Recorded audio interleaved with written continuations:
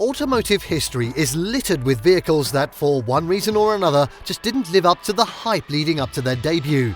And when you say ever, that means that there are bound to be a lot of contenders for the list, even from fan-favourite brands like Lamborghini, Ferrari and Bugatti, spanning decades and continents. Some automobiles to make the list weren't bad cars, just overhyped, while others we just rather forget. In this video, we're going to be taking a look at the top 10 most hyped cars in history. And just wait till you see what's at number 1 that we're going to be showing in this video. Something you would never even have thought of. So make sure you watch till the end. Before we begin, make sure to subscribe to our YouTube channel for more awesome auto guides. And make sure you hit the notification bell so that you know when we publish a new video. So now let's cut to the chase. At 10, Chevrolet Vega. It can be difficult to believe that the same company that brought us the Corvette would also be responsible for the Vega. Introduced in 1971, the Bowtie guys would go on to sell 2 million Vegases by the time the plug was pulled on the model in 1977. The first years were plagued with quality control issues. Vegas were prone to rust, they burned oil, would often overheat, and were generally cheaply built. The Vega was priced from $2,100 and featured a 2.3-litre engine that pumped out 80 horses. Like a football team that fails to execute good play, Chevrolet had a good idea but fumbled the ball. At 9, Mazda MX-5 Miata. When Mazda introduced its Miata in 1989, most were sold as 1990 models, it was marketed as the next MG, a two-seat roadster for the masses. Unlike the Vega, it wasn't a particularly bad car, but how could it ever live up to the hype? It delivered on looks, handled capably, and had little competition in the small roadster market. The 1.6-litre engine produced 113 horses. If you are at all above average height, forget about it. These little cars seemed to be everywhere in the 1990s, and today are falling into the hands of young wannabe drifters who are putting wings on the back that look like they were chopped off a Cessna.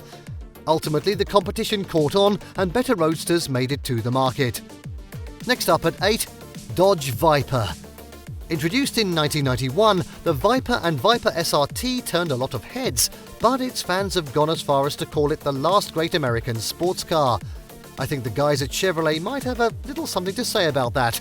The car could have been great out of the gate, and it blossomed over time, but for $50,000, the first buyers got a canvas top and plastic side windows. However, capable handling and 400 horses from the V10 engine could cover up a multitude of sins. As for the design, you either love it or hate it. At 7, Nissan GT-R. Nissan rolled out its GT-R in 2007, hoping to carve a niche for the brand in the ever-growing sports car market. The car is fast, giving the driver a good view of Porsches in the rear-view mirror. It boasts 400 horses and a manual transmission and checks all of the performance boxes. This car is kind of like Nickelback. They were good in the beginning, but too many people started listening and it wasn't fun anymore. When you consider the exposure from the Fast and Furious movies and the Japanese domestic market, the hype has escalated beyond reason, and so have the prices. At 6, BMW M3. For more than 3 decades, we've been told about the performance virtues of the BMW M3, the German automaker's performance sedan. The M3 received its fair share of hype for its racing pedigree as it boosted the profile of BMW's motorsports division on a global level. The car made its way to the shores of America in 1987. Often on the list of the best cars of the 1980s, there is no debate over its handling and performance capabilities. The E30 M3 ramped up the height with a beefier suspension. The first M3s to arrive in America had the S14 4-cylinder engine that put out 200 horses. A good car, no doubt, but is it really worth all the hype it receives? At 5, Bugatti Veyron. The Bugatti Veyron is a lot of car for a lot of money.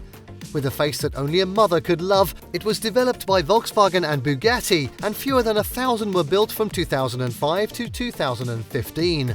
The car has 4 turbochargers and 16 cylinders. The design is, well, not very attractive, and the price was north of $1 million. And as supercars go, it's bloated at £4,400, but it is still fast. If that's all you care about, it might be the car for you. Just don't take it out in the daylight. At 4, Ferrari F355. How can anything from the house of Ferrari be overhyped? It didn't seem possible until the F355, which made its debut in 1994 and was in production until 1999. While the Italian automaker produced over 11,000 F355s, build quality was an issue. These cars, which are expensive to fix in the first place, are notorious for oil leaks. Sure, the car is easy on the eyes, but the designers wanted to play tricks on new owners and hid the door handles in the hood vents, as you do. If you're looking for a Ferrari, there are better models to go with. At 3, Lamborghini Countach. Growing up, who didn't have the Countach poster on their bedroom wall? I did. From posters to television to movies, Lamborghinis were everywhere. Debuted in 1974, the Countach was produced until 1990 and revived in 2021. The fact that it was the first production car to utilize scissor doors likely enhanced the hype. Near the end of its initial run, the Countach was powered by a 5-litre V12 with 455 horses and could get to 60 in under 5 seconds.